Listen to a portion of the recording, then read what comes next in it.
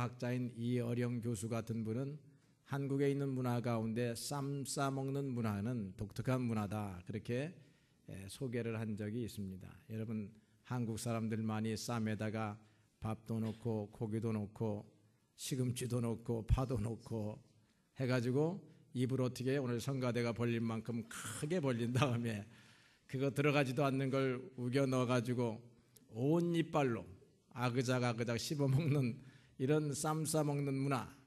그러니까 그 안에서는 신사도 없고 숙녀도 없고, 신사와 숙녀는 체면과 이렇게 거치를 하는 것이 신사와 숙녀의 법도인데, 우리가 쌈 싸먹을 때에 그렇게 신사도 없고 숙녀도 없고 어른도 없고 아이도 없고 하나 되는 그런 경험을 하는 것이 한국의 문화입니다. 그래서 한국의 문화를 보면서, 김장 문화를 보면서 하나님 앞에 감사했습니다. 여러분들도 다 감사하며 사시지요? 지난 한 주간도 좋은 일 많이 일어나셨지요? 어려웠지만 감사했더니 하나님이 힘 주셨지요? 네, 그런 줄로 믿습니다. 믿음대로 될 줄로 믿습니다. 여러분의 입을 열어서 믿음으로 한 것, 그리고 이렇게 찬양할 때, 기도할 때 마음속으로 아멘 한 것들은 다 그대로 이루어지는 줄로 믿습니다.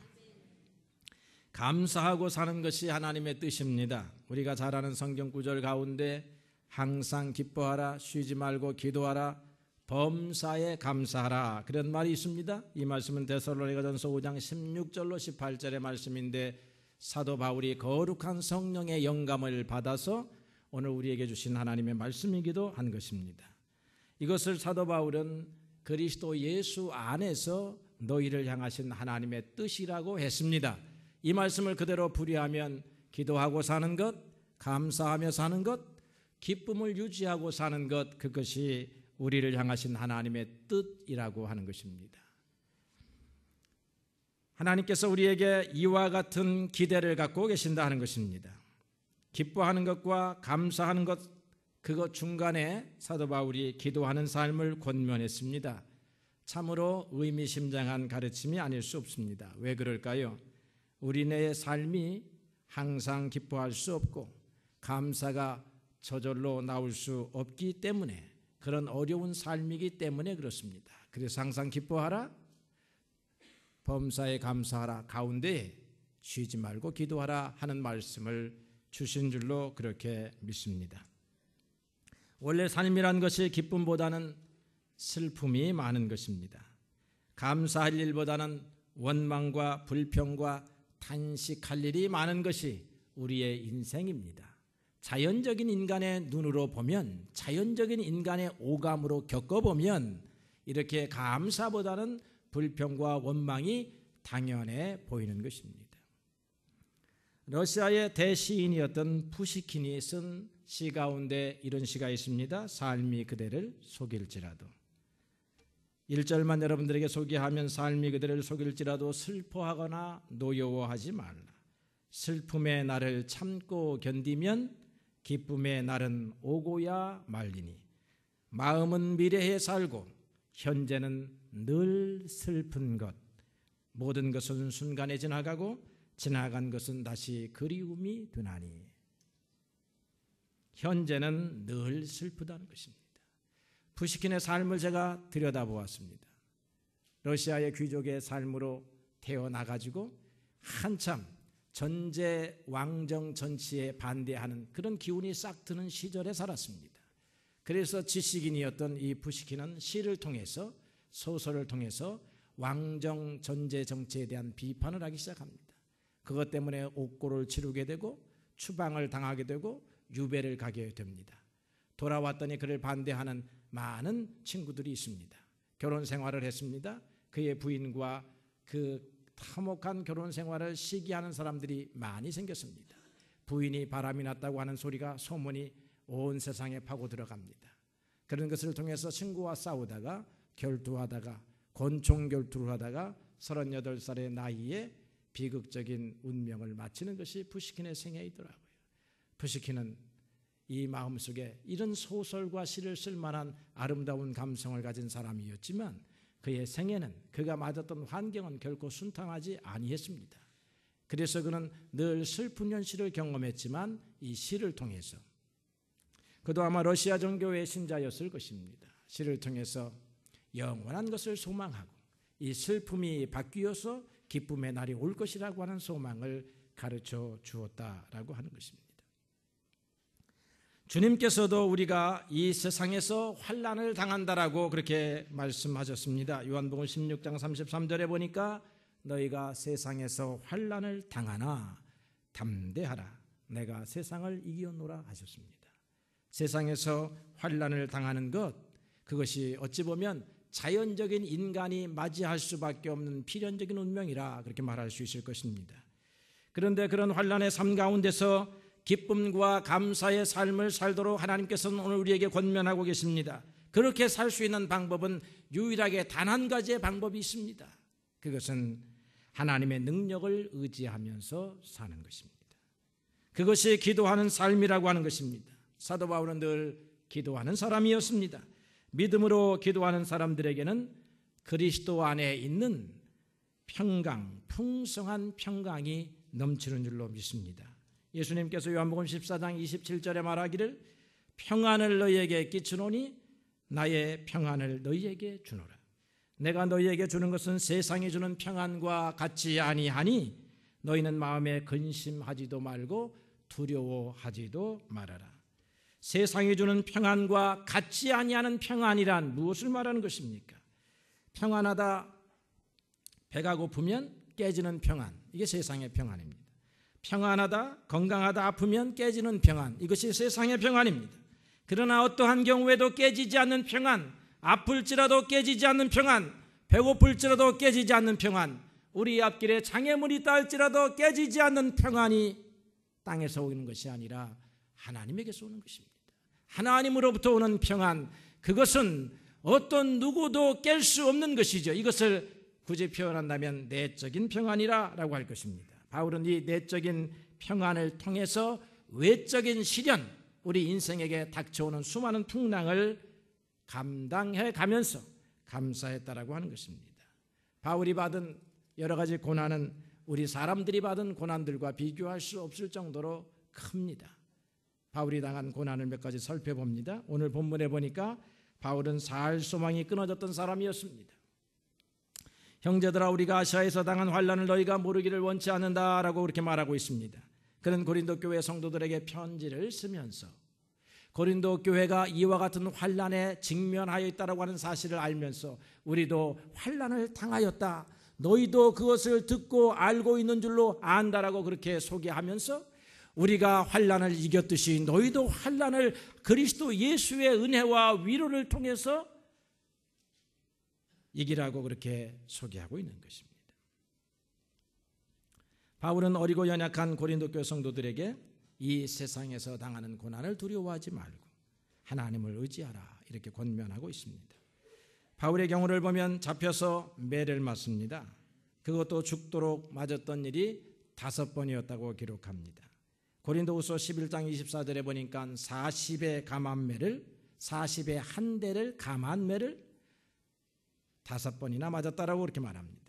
40대를 맞으면 그 당시 사람들은 죽을 것이다 생각을 해가지고 40대를 넘기지 아니하려고 한 대를 뺐습니다. 그래서 그 표현이, 일명 표현이 40의 하나를 감한 매, 죄인들에게 때리는 매의 숫자입니다. 그런 매를 5번이나 맞았습니다. 돌에 맞기도 했습니다. 감옥에 갇히기도 했습니다. 헐벗고 굶주리기도 했습니다. 배가 3번이나 파선을 당해서 죽을 뻔했습니다. 기뻐하고 감사한다는 것이 사도 바울에게는 불가능한 일이었다고 보여집니다. 도대체 감사할 수 없었던 환경 속에서 살았던 사람이 사도 바울이었지만 우리에게 성경을 통해서 감사와 기쁨에 대해서 제일 많이 가르쳐주는 사도가 사도 바울입니다.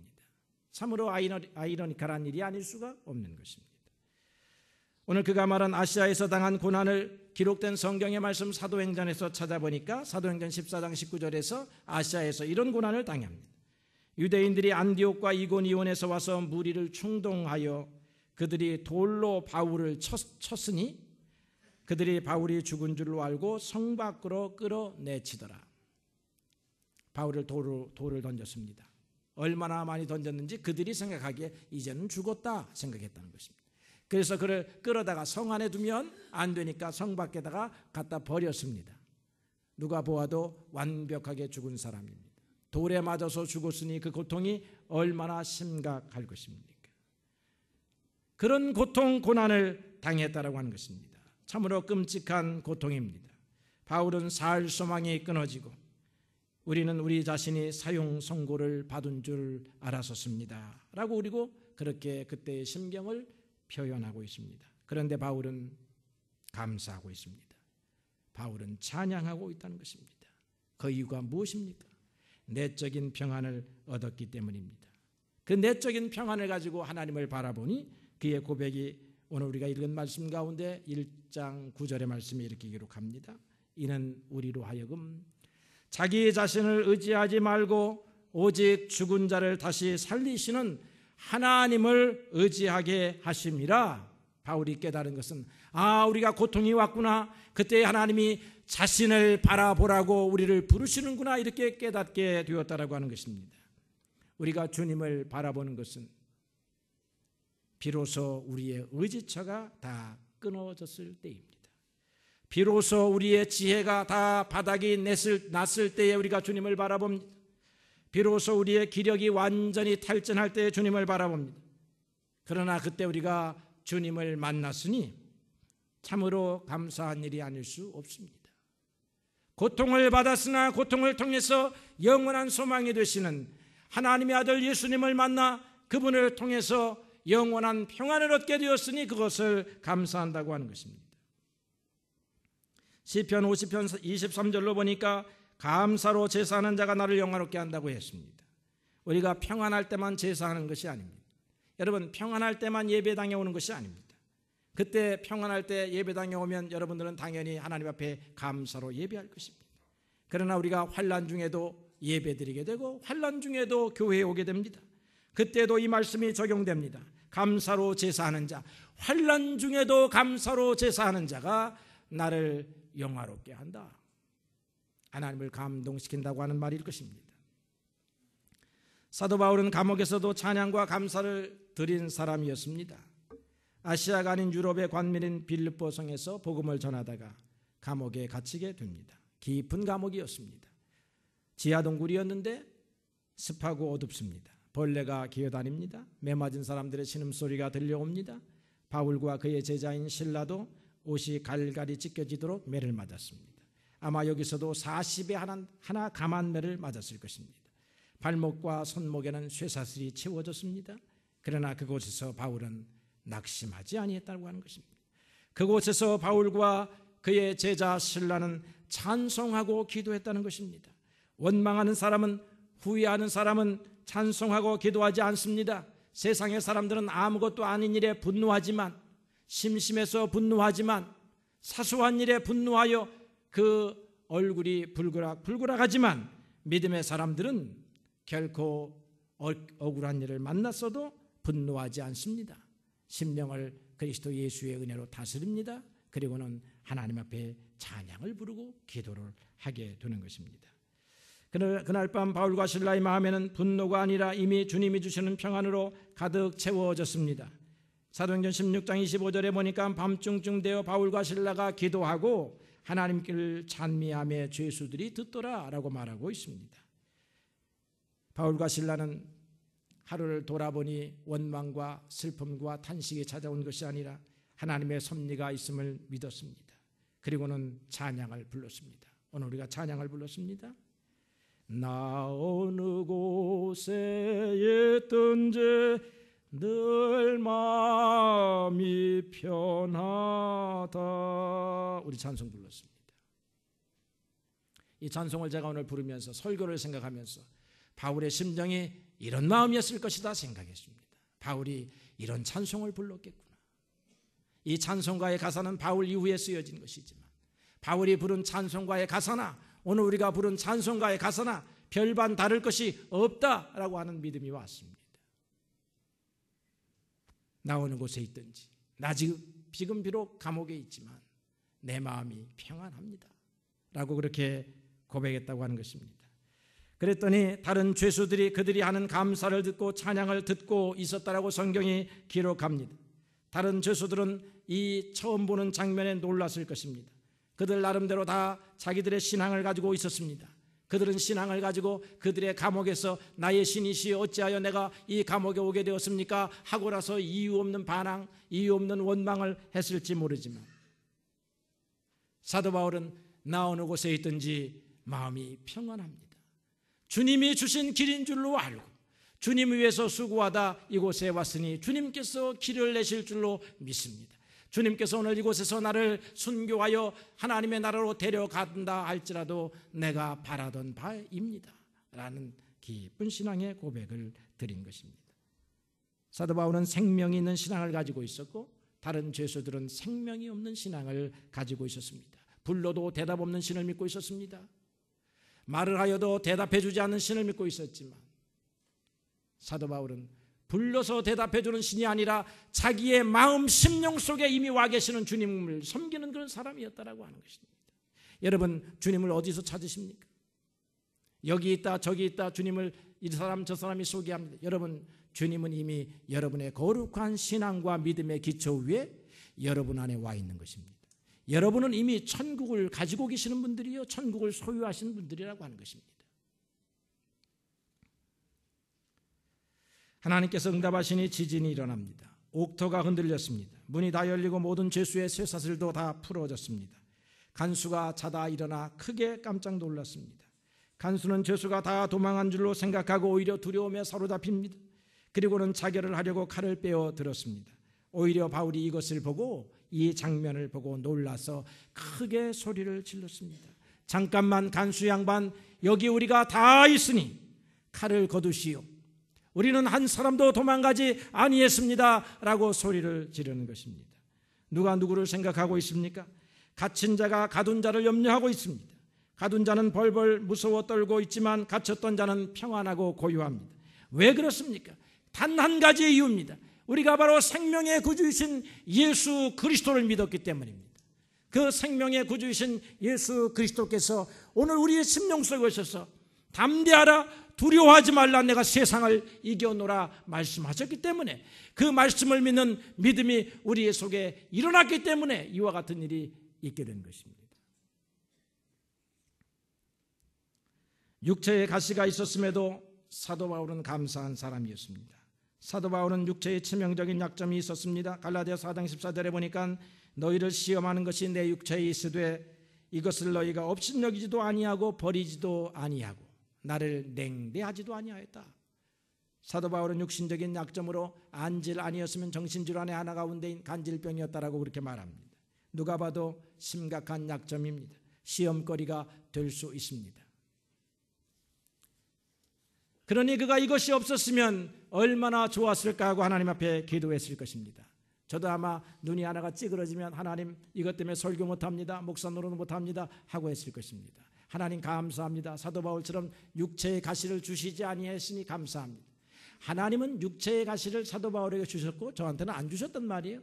그런데 은혜는 다릅니다.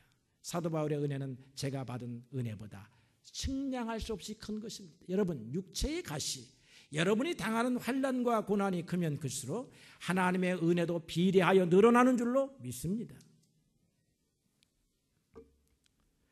사도 바울은 하나님의 능력으로 다른 사람의 질병까지 고쳐준 사람이었으니 하나님의 능력을 확실하게 알고 있는 사람이니 기도하지 아니했겠습니까? 그러나 주님께서 그의 기도에 내 은혜가 내게 족하다라고 말씀했습니다. 여기서 사도 바울은 기도하기를 중단하고 우리에게 이와 같은 진리의 말씀을 가르쳐 줍니다. 내가 도리어 크게 기뻐하였습니다. 이제부터는 나의 여러 약한 것들을 자랑하겠습니다. 왜 그런가 하였더니 그리스도의 거룩하신 능력이 그때에 내 가운데 머물기 때문에 그렇습니다. 자기가 연약할 때에 주님의 크신 능력이 머문다고 하는 사실을 알고 하나님 앞에 감사하며 찬양했다라고 하는 것입니다. 사도 바울은 주님이 자신을 일꾼으로 불러주신 것에 대해서도 감사했습니다. 환난에 대해서 감사했습니다. 감옥에 대해서도 감사했습니다. 육체에 가시가 있는 것도 감사했습니다. 그리고 자기 자신을 불러주신 하나님께 감사했습니다. 디모데전서 1장 2절에 보게 되면 나를 능하게 하신 그리스도 예수 우리 주께 내가 감사함은 나를 충성되이 여겨 내게 직분을 맡기심이니. 여러분, 직분 맡기신 거 하나님 앞에 감사하십시오.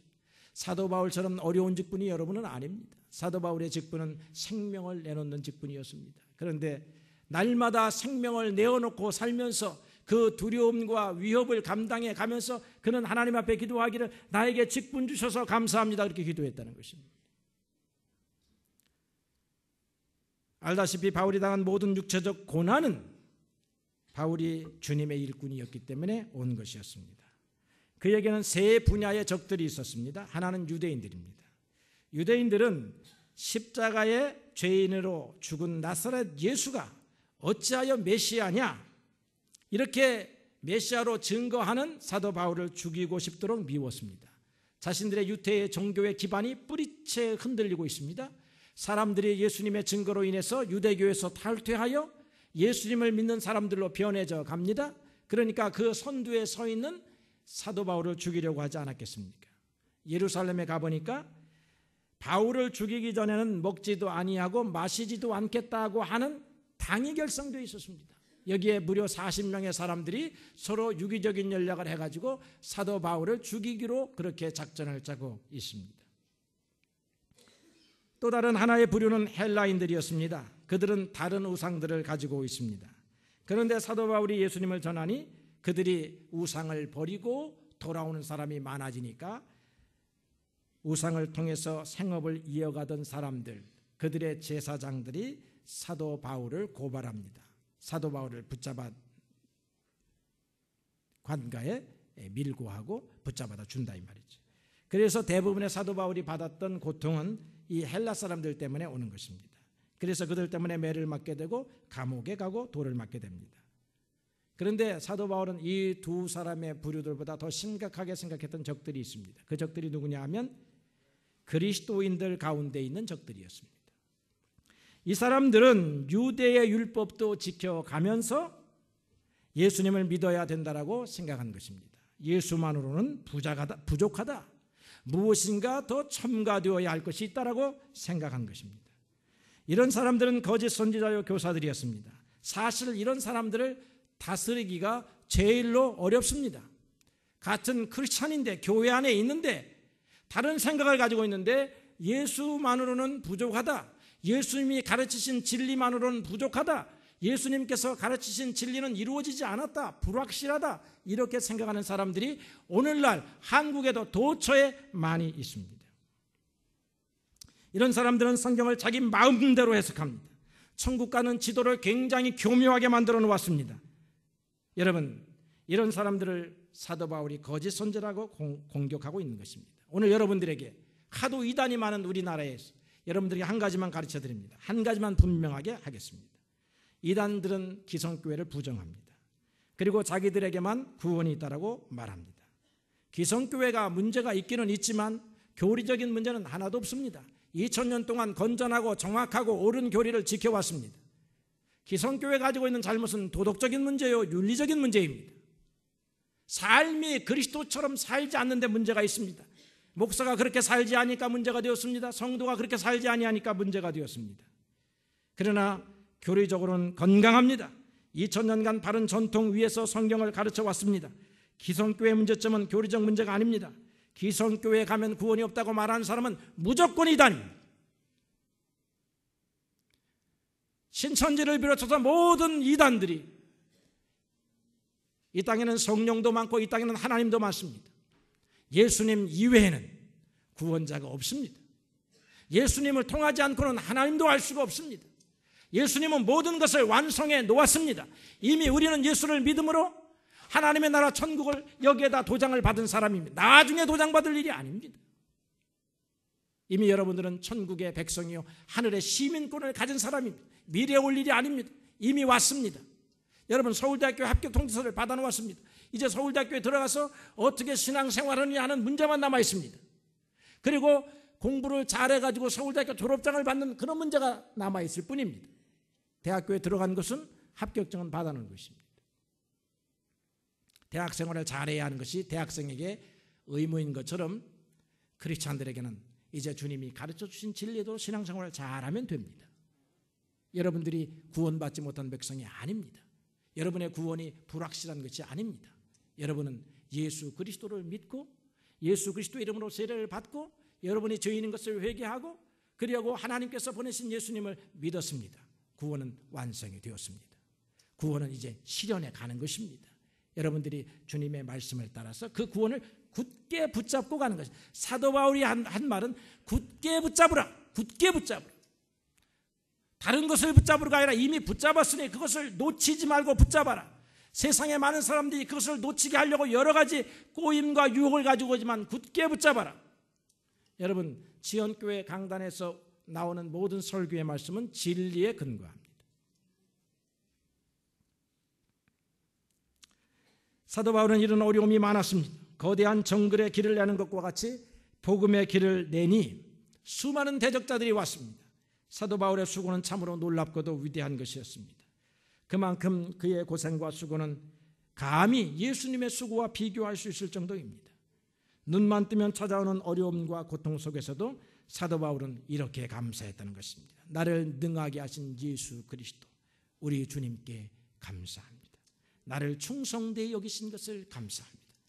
나에게 직분 주신 것을 감사합니다. 이 복음을 지키라고 직분 주시고 이 복음을 전하라고 직분 주시고 사도 바울은 충성된 사람이 일을 맡는다라고 하는 사실을 알았습니다. 그도 제자들을 고를 때에 충성된 사람에게 일을 맡겼습니다. 그리고 제자를 삼았습니다. 그리고 분명히 그들에게 말했을 것입니다. 디모데야, 디도야, 이 일은 참으로 힘겹고 어려운 일이지만 그러나 주님께서 너에게 평강 주시기를 원한다. 이렇게 하고 그도 일꾼을 뽑았을 것이라고 생각합니다. 사도 바울은 오늘 고린도 교회 성도들에게 부탁했습니다. 여러분들도 고린도 교회 성도 여러분, 우리에게 일어난 일로 인해서 하나님 앞에 감사드리기 바랍니다. 너희도 우리를 위하여 간구함으로 도우라. 이는 우리가 많은 사람의 기도로 얻은 은혜로 말미암아서 많은 사람이 우리를 위하여 감사하게 하려 함이라. 오늘 읽은 마지막 절입니다. 말이 조금 어려우니까 풀어서 말합니다. 고린도 교회 성도 여러분, 고난받고 있는 나 바울과 우리 일행을 위해서 기도해 주십시오. 여러분을 비롯해서 많은 성도들의 기도로 우리가 큰 은혜를 받고 살아가고 있습니다. 우리에게 일어난 이 놀라운 은혜로 인해서 많은 사람들이 감사하고 있습니다. 여러분들도 그런 줄로 압니다. 이런 뜻입니다. 고린도 교회가 사도 바울을 위해서 기도했다는 것입니다. 그런데 사도 바울이 어려움을 극복하고 또 전진하고 있습니다. 감옥에 갇혔는데 나왔다는 소식을 들었습니다. 그러니까 고린도 교회도 사도 바울을 통해서 하나님 앞에 감사했습니다. 그리고 나서 너희에게도 그와 같은 일이 일어나니 너희들도 기도하고 이와 같은 일을 통해서 하나님 앞에 감사하라고 하는 것입니다. 바울은 삶 속에서 환난보다 더 큰 하나님의 위로와 능력을 경험했습니다. 하나님은 큰 사망에서 우리를 건지셨습니다. 지금도 건지고 계십니다. 앞으로도 건질 것을 믿습니다. 여러분, 하나님의 도움이 어제 있었던 것처럼 오늘도 있고 그리고 내일도 영원토록 있습니다. 여러분들도 우리뿐만 아니라 우리처럼 늘 감사하십시오 하는 사도 바울의 권고의 말씀을 귀담아 들어야 하겠습니다. 그 말씀은 이제 고린도 교회 성도들에게만 하는 말이 아니라 이 고린도 전후서를 읽고 있는 모든 사람들에게 주는 말씀이 아니겠습니까? 사도 바울은 빌립보 성도들에게는 이렇게 권면했습니다. 아무것도 염려하지 말고 오직 모든 일에 기도와 간구로 너희 구할 것을 감사함으로 하나님께 아뢰라. 바울은 한결같았습니다. 아무것도 염려하지 아니했습니다. 모든 일에 기도했습니다. 그리고 모든 일에 감사했습니다. 이 얼마나 놀라운 진리입니까? 믿음이 없으면 감사할 수 없습니다. 믿음이 없으면 기도할 수 없습니다. 하나님은 여러분의 아버지이십니다. 예수님을 통하여 여러분들을 사셨습니다. 여러분들을 하나님의 백성, 하나님의 자녀로 삼으셨습니다. 믿으셔야 합니다. 그리고 감사하셔야 합니다. 그러면 죽음이 여러분들을 삼키지 못할 것입니다. 환난이 여러분의 생애의 기초를 부러뜨리지 못할 것입니다. 하나님이 여러분들을 위하고 계신다고 하는 사실을 확실히 믿는다면 우리가 오늘 감사치 못할 일이 하나도 없을 것입니다. 주님의 놀라우신 은혜가 감사함으로 제사하기를 원하는 사랑하는 성도 여러분들에게 풍성하기를 예수님의 이름으로 축원합니다.